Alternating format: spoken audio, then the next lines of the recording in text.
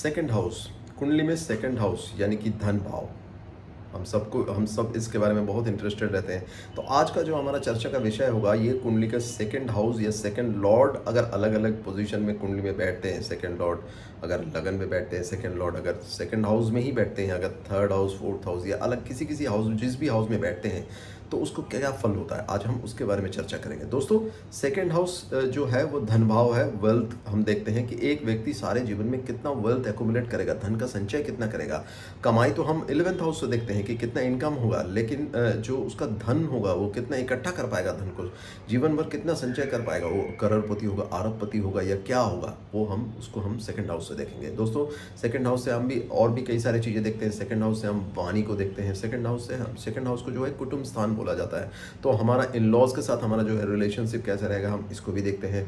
दोस्तों, second house से जो है हम हमारी जो राइट आई है उसको भी देखते हैं, यानी कि जो दायां आंख है वो कैसा रहेगा, उसमें कोई प्रॉब्लम तो नहीं रहेगा, इस तरीके की चीज़ देखते हैं। सेकंड हाउस से जो है हम मुख देखते हैं, मुख भाव भी बोला जाता है, यानी कि हमारी जो फेस है या जो फेस के अंदर जो है उस वहाँ पे अगर किसी तरीके का कोई प्रॉब्लम है या नहीं है, तो हम ये सारी चीज़ें भी देखते हैं। सो दोस्तों, आज का जो हमारा चर्चा का विषय होगा वो ये होगा कि सेकंड लॉर्ड यानी कि जो धनेश है, सेकंड हाउस को धन भाव बोला जाता है, सेकंड लॉर्ड को धनेश कहा जाता है। तो सेकंड धनेश जो है कुंडली पे किस जगह पे बैठने से किस तरीके का फल करेगा, अलग अलग हाउसेस पे उसका क्या फल रहेगा, आज हम उसके बारे में चर्चा करेंगे। तो आइए दोस्तों, चर्चा को शुरू करते हैं। दोस्तों, सेकंड लॉर्ड वैसे तो सेकंड हाउस का नेचुरल जो सिग्निफिकेटर है वो जुपिटर है, वो गुरु है। तो अगर यहाँ पे गुरु बैठ जाता है तो बहुत अच्छा होता है। इस सेकंड हाउस पे अगर गुरु या किसी भी शुभ ग्रह का अगर दृष्टि पड़ जाता है, जैसे गुरु हो गया या शुक्र हो गया या बुध हो गया या शुक्ल पक्ष का चंद्रमा हो गया, अगर इनका दृष्टि पड़ता है या यहाँ पे ये बैठे रहते हैं, इनका मतलब किसी तरीके का इन्फ्लुएंस, जिसको हम पैक कहते हैं, या कि पोजीशन हो गया या एस्पेक्ट हो गया या कंजंक्शन हो गया, अगर किसी तरीके से सेकंड लॉर्ड या सेकंड हाउस में होता है तो वो बहुत अच्छा होता है, बहुत शुभ होता है। ऐसे व्यक्ति का जो है, ऐसे व्यक्ति बहुत ज़्यादा धन इकट्ठा करता है, बहुत ज़्यादा धन संचय करता है अपने जीवन काल में। अब सेकंड लॉर्ड अगर लगन पे बैठता है, देखिए सेकंड लॉर्ड जब लगन पे बैठता है तो क्या होता है, लगन हम खुद है, तो सेकंड हाउस यानी कि धन का जो है पूरा ऊर्जा जो है लगन पे आके बैठ गया, तो ऐसे व्यक्ति क्या करेगा, ऐसे व्यक्ति हर वक्त धन के बारे में सोचेगा कि धन कैसे इकट्ठा करने के लिए। अगर पापी ग्रह बैठा है, अगर क्रू ग्रह बैठा है, तो थोड़ा ज़्यादा मेहनत करना पड़ेगा, मुशक्कत करना पड़ेगा, पराक्रम करना पड़ेगा, लेकिन धन वो फिर भी संचय करेगा। तो दोस्तों, ये एक बहुत ही अच्छा या बहुत ही शुभ पोजीशन है धनेश के लिए, अगर धनेश अगर लगन पे बैठता है तो। दोस्तों, अब देखेंगे हम सेकंड हाउस, सेकंड लॉर्ड अगर सेकंड हाउस में या कि अपने अपने राशि में बैठा है। दोस्तों, हमें पता है कि अगर कोई ग्रह अपने स्वराशि में बैठा हुआ है या अपनी उच्च राशि में बैठा है या अपनी मित्र राशि में बैठा है तो अच्छा ही फल देता है वो। तो ऐसे में जब सेकंड लॉर्ड जब सेकंड हाउस में बैठेगा तो ऑब्वियस सी बात है कि ये जो है बहुत ज़्यादा धन संचय करेगा। ऐसे व्यक्ति जीवन भर धन संचय करता रहेगा। और यहाँ पे अगर शुभ ग्रह की दृष्टि आ जाता है, किसी तरीके का गुरु का दृष्टि आ जाता है या किसी शुभ ग्रह का इन्फ्लुएंस आ जाता है, गुरु अगर यहाँ पे बैठा हुआ है या शुक्र बैठा हुआ है या शुक्र गुरु या बुध का किसी तरीके से दृष्टि आ जाए कहीं से, या चंद्रमा है यहाँ अगर किस तरीके से बैठ जाए, क्योंकि चंद्रमा भी जो है बहुत अच्छा सेकंड हाउस का जो है कारक होता है। चंद्रमा टॉरस में जो है उच्च का होता है। अगर इस तरीके से अगर शुभ ग्रह यहाँ पे बैठ जाए या किसी तरीके से इन्फ्लुएंस कर जाए तो बहुत अच्छा फल देता है, बहुत ज़्यादा धन कमाता है ऐसे व्यक्ति। और ऐसे व्यक्ति अगर शुभ ग्रह है होता है तो ऐसे व्यक्ति का वाणी बहुत अच्छा आता है। ऐसे व्यक्ति आर्ट्स, म्यूजिक या गाना, इन सब चीज़ों में बहुत इंटरेस्ट लेते हैं, बहुत अच्छा गाने गाते हैं ऐसे, अगर सेकंड हाउस में अच्छे होते हैं। तो सेकंड हाउस में अगर शुभ ग्रह बैठ, कुटुंब के साथ भी बहुत अच्छा रिलेशनशिप रहता है और कुटुंब से भी फायदा मिलता है, यानी कि जो अपने जो ससुराल वाले हैं उनसे भी बहुत धन मिलता है, या बाकी सारे भी जो भी एडवांटेजेस है या जो भी बेनिफिट है उनसे मिलते रहता है। अब सेकंड लॉर्ड जब थर्ड हाउस में बैठता है, दोस्तों थर्ड हाउस जो है वो पराक्रम का है। तो ऐसा व्यक्ति जो है, सेकंड लॉर्ड जब थर्ड हाउस में बैठता है, ऐसा व्यक्ति ये सोचता है कि मैं नौकरी क्यों करूँ, मैं दूसरों के लिए क्यों काम करूँ, मैं अपना खुद के लिए जो है अपना खुद का धन संचय करूँगा तो अपना काम करूँगा। तो ऐसे में ऐसे व्यक्ति है ज़्यादा से ज़्यादा धन संचय करता है, क्योंकि उस सेकंड लॉर्ड जब थर्ड में चला जाएगा तो यानी कि अपने से जो है द्वितीय भाव में चला जाएगा तो बहुत अच्छा होगा। ऐसे व्यक्ति बहुत पराक्रम करेगा।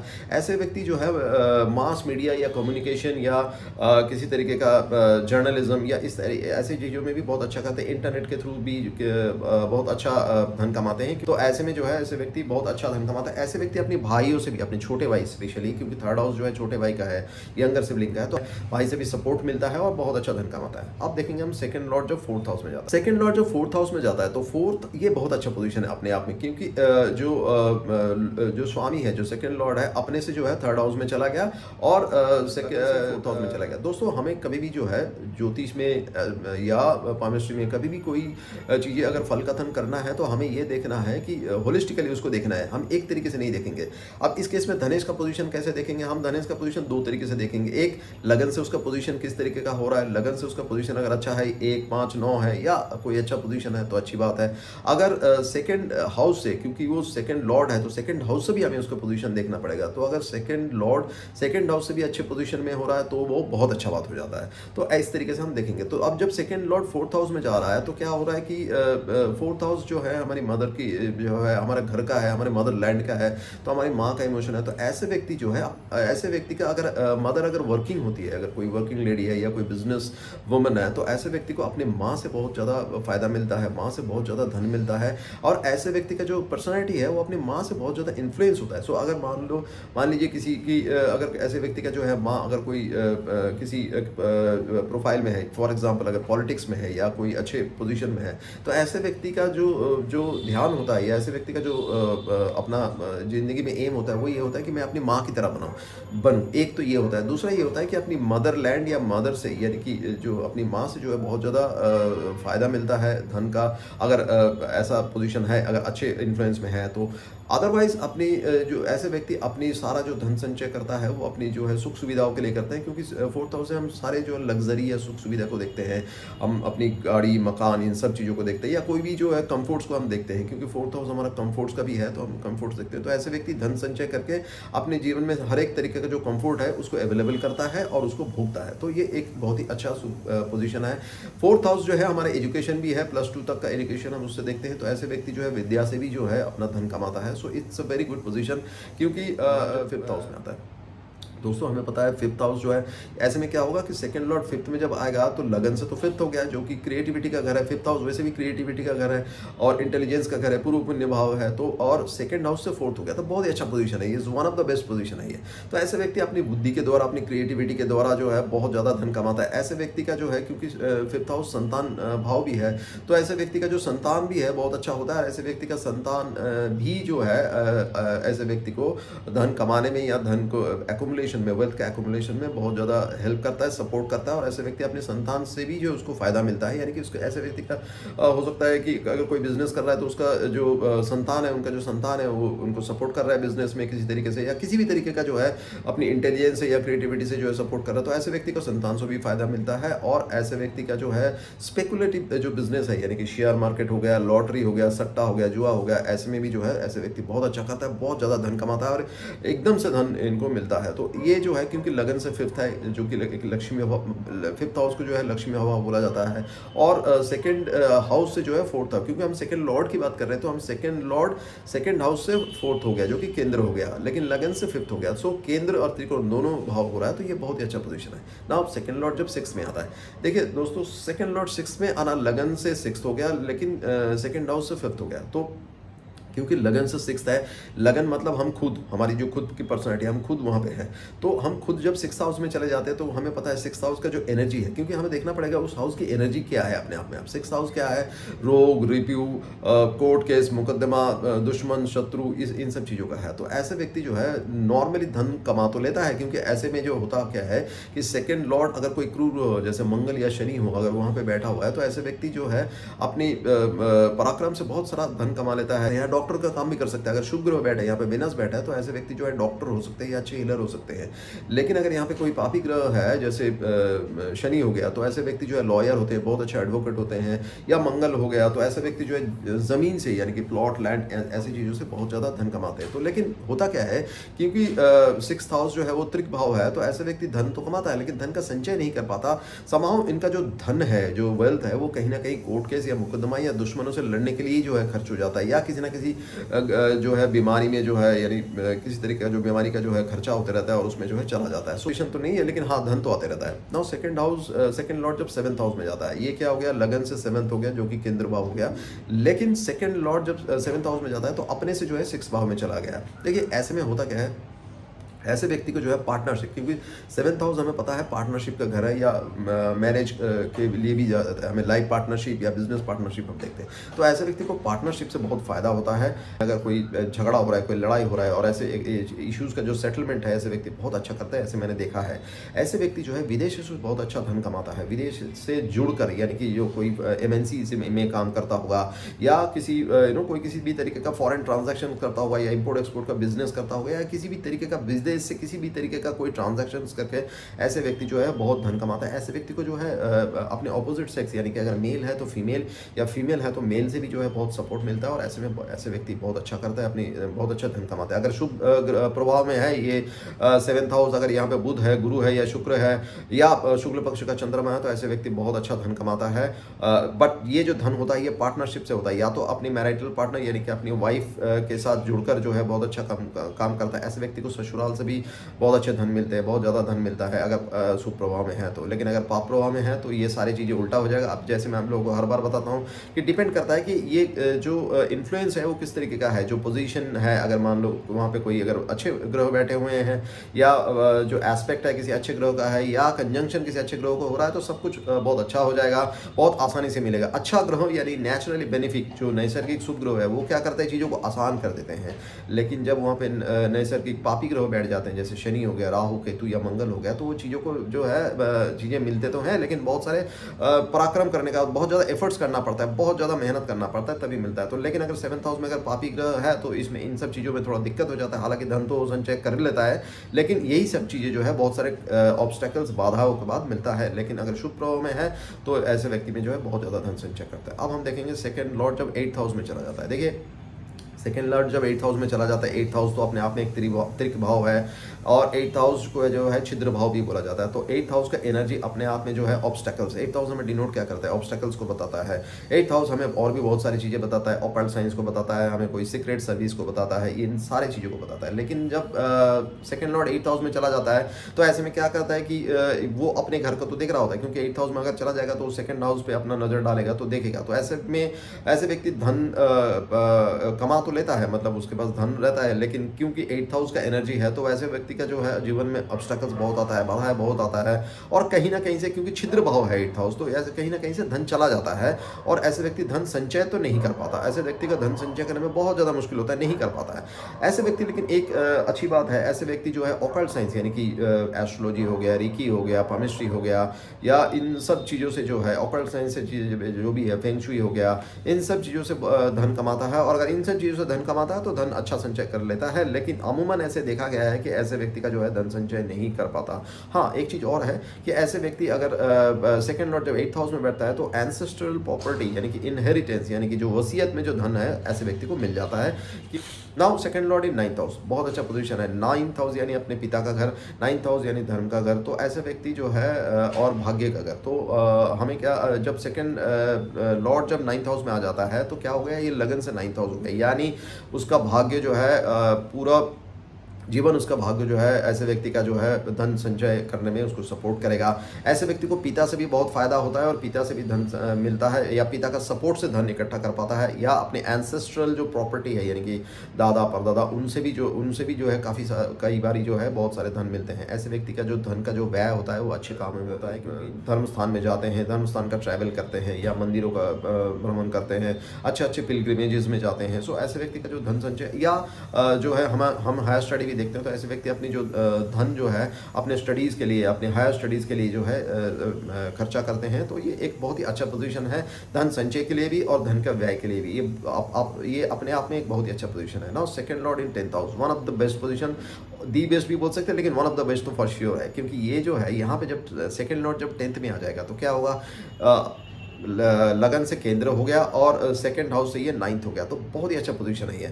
ऐसे व्यक्ति जो है अमूमन मैंने ये देखा है कि ऐसे व्यक्ति चाहे नौकरी करे या बिजनेस, ऐसे व्यक्ति वैसे तो अगर नौकरी करता है तो ये बहुत ही टॉप पोजीशन में जाते हैं, सीईओ, सीटीओ, सीएफओ ऐसे लेवल पे जाते हैं। और ऐसे में ऐसे व्यक्ति बहुत अच्छा धन संचय करते हैं अपनी बुद्धि के द्वारा, अपने इंटेलिजेंट के द्वारा, अपने स्ट्रॉन्ग डिसीजन मेकिंग स्किल के द्वारा, अपने जो सिद्धांतों के द्वारा जो है बहुत अच्छा धन संचय करते हैं। अगर बिजनेस में जाते हैं, अमूमन कई बार मैंने ऐसे देखा है, क्योंकि ऐसे व्यक्ति बहुत इंटेलिजेंट होते हैं, तो ऐसे व्यक्ति जो है अपने खुद का काम करना चाहते हैं और ऐसे में बिजनेस करते हैं, और जब बिजनेस करते हैं बहुत अच्छा बिजनेस करते हैं और बिजनेस में बहुत सक्सेसफुल होते हैं, बहुत ज़्यादा धन संचय करते हैं। This is one of the best position क्या कहा जा सकता है धन के मामले में या किसी भी मामले में। ऐसे व्यक्ति का, क्योंकि हम 10th हाउस से हम सोशल स्टेटस भी देखते हैं, तो ऐसे व्यक्ति का जो है सोशल स्टेटस भी बड़ा अच्छा होता है। यहाँ पे शुभ ग्रह के साथ साथ अपना जो है सम्मान भी इनको बहुत मिलता है, तो ये बहुत ही अच्छा पोजीशन है धन के लिए भी, या सेकंड हाउस से रिलेटेड किसी भी चीज़ के लिए बहुत ही अच्छा पोजीशन है। नाउ सेकंड लॉर्ड इन 11th हाउस। 11th हाउस से हम दोस्तों देखते हैं हमारी इनकम देखते हैं, हमारे नेटवर्किंग देखते हैं, सोशल नेटवर्किंग, हमारे फ्रेंड सर्कल क्या होगा। 11th हाउस से हम अपनी जो है एल्डर सिबलिंग्स को भी देखते हैं, हमारे बड़े भाई या बड़े बहन या दीदी जिसको हम कहते हैं उनको भी देखते हैं। तो ऐसे में सेकंड लॉर्ड 11th हाउस में आना, इसको एक धन योग कहते हैं। ये अपने आप में एक धन योग का फॉर्मेशन करता है।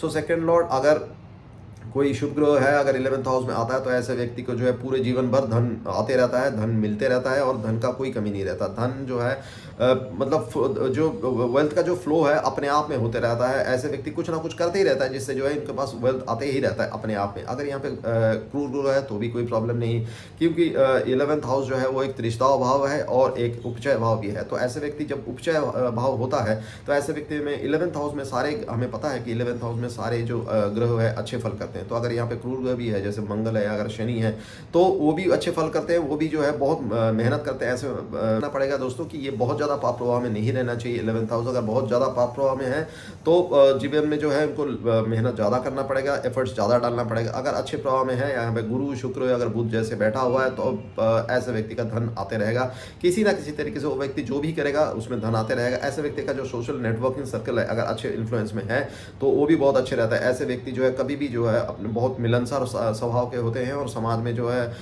हर एक इंसान से बहुत अच्छी तरह रिलेट करते हैं। इनका जो इंटरपर्सनल रिलेशनशिप जो स्किल होता है, यानी कि दूसरे के साथ जो बात करने का तरीका, बिहेव करने का तरीका, रिलेट करने का तरीका, संबंध स्थापन करना जो है बहुत अच्छी तरीके से करते हैं। और जिनसे भी संबंध ये बनाते हैं उनसे किसी ना तरीके से जो ये फायदा ले ही लेते हैं और धन भी इकट्ठा कर लेते हैं। तो ये अगर यहाँ पे शुभ ग्रह है तो भी अच्छी बात है। अगर यहाँ पे क्रूर ग्रह है और एक से ज़्यादा अगर ग्रहों का अगर इन्फ्लुएंस आ रहा है तो उतने ज़्यादा सोर्सेज ऑफ इनकम ऐसे व्यक्ति को होता है और उतने ज़्यादा तरीके से जो है ये धन संचय करते हैं।